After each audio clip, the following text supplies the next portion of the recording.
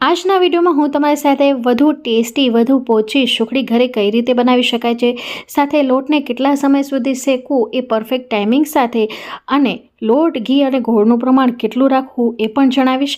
તો જો અત્યાર સુધી તમારી સુખડી ચવડ થઈ જતી હશે તો ખાતરી સાથે કહું છું કે આજના આ વિડીયો જોયા બાદ તમારી સુખડી ક્યારે પણ ચવડ નહીં બને. મારા ઘરમાં દર અઠવાડિયે આ સુખડી બને છે. બાળકો આમ ઘી ખાતા નથી, પણ લંચ બોક્સમાં જો આ સુખડીના 2 પીસ તમે મૂકી દેશો ને તો એમને ક્યાંય પણ જોવું નહીં પડે. તો આ સુખડી બનાવવા માટે આપણે જાડા તળિયાવાળી કઢાઈ લઈ લેવાની છે. હવે ઘરમાં રહેલી કોઈ પણ વાટકી કે કપનું માપ સેટ કરીને 1/4 કપ જેટલું આપણે ઘી નાખીશું, અને એની અંદર આપણે 1 કપ જેટલો ઘઉંનો રોટલીનો લોટ નાખીશું અને સારી રીતે મિક્સ કરી લઈશું. ગેસની ફ્લેમને એકદમ સ્લો કરી દેવાની છે. સ્લો જ ફ્લેમ ઉપર આપણે આ સુખડીને પકાવવાનું છે. હવે ઘડિયાળના ટકોરે આપણે એક્ઝેક્ટ 5 મિનિટ સુધી આ લોટને શેકીશું. ગેસની ફ્લેમ અત્યારે મેં એકદમ સ્લો કરી દીધી છે, તમે જોઈ શકો છો. તો 5 મિનિટ પછી તમને લોટનું કંઈક આ રીતનું ટેક્સચર મળશે. 5 મિનિટ લોટ શેકી લો ને, તે બાદ એની અંદર 1 ટેબલસ્પૂન એટલે ઘરમાં રહેલી મોટી ચમચીની મદદથી આપણે 1 ટેબલસ્પૂન જેટલું બેસન ઉમેરીશું. બેસન ઉમેરવાથી બેસનમાં એક સરસ ફ્લેવર હોય છે, જેના કારણે સુખડીમાં સુગંધ તો સરસ આવે છે, સાથે એનો સ્વાદ છે ને 100 ગણો વધી જાય છે. તો જો અત્યાર સુધી આ રીતે સુખડી ન બનાવી હોય ને તો અચૂકથી બનાવજો. હવે ફરી પાછું ઘડિયાળના ટકોરે એક્ઝેક્ટ 5 મિનિટ સુધી આપણે આ લોટને શેકીશું.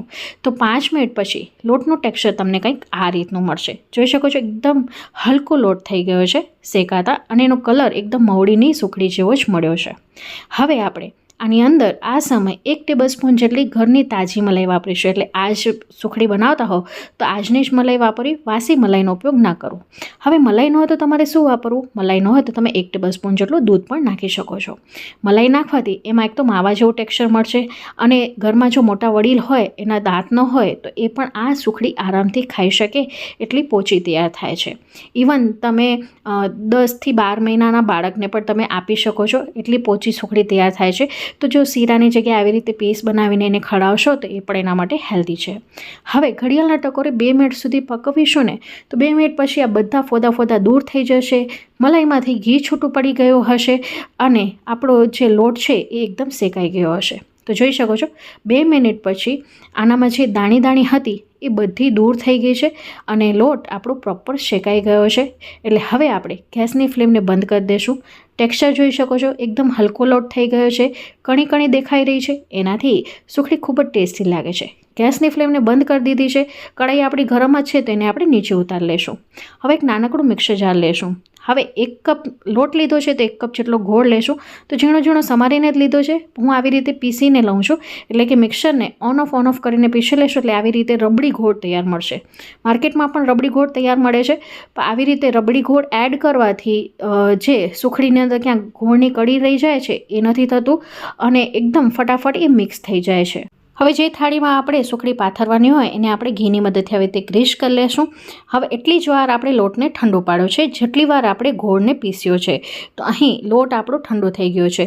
જો સીધો લોટની અંદર ગોળ ઉમેરવામાં આવે ને તો પણ સુખડી ચવડ થઈ જાય છે. તો હવે આ જે રબડી ગોળ આપણો તૈયાર થયો છે ને એ નાખી દઈશું. હવે જો તમને મિક્સરમાં ન પીસવું હોય ને તો તમે એને તડકે પણ મૂકી શકો છો, અને એને ખાંડણીની મદદથી કૂટશો ને તો પણ આવી રીતનો રબડી ગોળ તૈયાર થઈ જશે. અને તમે જોઈ શકો છો 1 મિનિટની અંદર જ આ ગોળ છે લોટની અંદર ભળી જાય છે, અને લોટ છે એ કડાઈથી છૂટું પડવા માંડે છે. જોઈ શકો છો ક્યાંય પણ મેં અનકટ નથી કરેલું.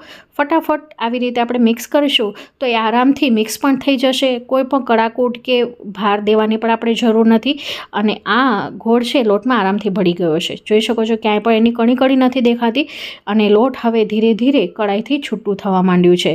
તો છે ને એકદમ ઇઝી રેસિપી. બેચલર્સ પણ હશે ને એ પણ આરામથી આ સુખડી બનાવી શકે છે ઘરે, અને કલર તમે જોઈ શકો છો કેટલો સરસ આવ્યો છે. હવે જ્યારે આ રીતે આપણે એકદમ મિક્સ કરી લઈએ અને કડાઈથી છૂટું પડવા માંડે ને ત્યારે આપણે એને પ્લેટની અંદર ટ્રાન્સફર કરી દઈશું, અને એને આપણે થપથપાવી લેશું. તો આવી રીતે આપણે બધો લોટ નાખી દેવાનો છે, અને ચમચાની મદદથી કે તવીથાની મદદથી આવી રીતે ફેલાવીને પછી થપથપાવી દઈશું, એટલે ઇવનલી એ સ્પ્રેડ થઈ જશે. અને હવે 5 થી 10 મિનિટ સુધી કે થોડુંક ઠંડુ પડે ત્યાં સુધી આપણે એને ઠંડુ પાડી દઈશું. તો થોડુંક ઠંડુ પડે પછી આપણે આની અંદર કાપા મારીશું. ગરમમાં આપણે કાપા નથી મારવાના. તો જ્યારે તમે આવી રીતે ઠંડુ પાડી દેશો ને તો ઉપરથી આવી રીતે ઘી છે છૂટું પડી ગયું હશે, અને હવે આપણે આની અંદર કાપા લગાવી લેશું. તો છે ને એકદમ ઇઝી રેસિપી, આ રીત તમે ક્યાંય પણ નહીં જોયું હોય. અને હવે આનામાંથી આપણે એક ચોસલું બહાર કાઢીશું. જોઈ શકો છો ક્યાંયથી પણ એ ચોસલું તૂટ્યું નથી. કલર જોઈ શકો છો, ટેક્સચર જોઈ શકો છો. મોઢામાં પાણી આવી ગયું ને. મારો વિડીયો તમે કયા ગામ, કયા શહેર, કયા સિટીથી જોવો છો કમેન્ટ બોક્સમાં લખીને જરૂરથી જણાવજો. મને જાણીને ખૂબ જ આનંદ થાય છે. અહીં તમે જોઈ શકો છો કેટલી સોફ્ટ સુખડી તૈયાર થઈ છે. જોઈ શકો છો 2 આંગળીની મદદથી પણ એ ભાંગી જાય એટલી સુખડી તૈયાર થઈ છે. સરસ. અને આ સુખડી નાના બાળકોને કે ઘરના વડીલોને ખવડાવશો ને તો એમને તો મોજ જ પડી જવાની છે.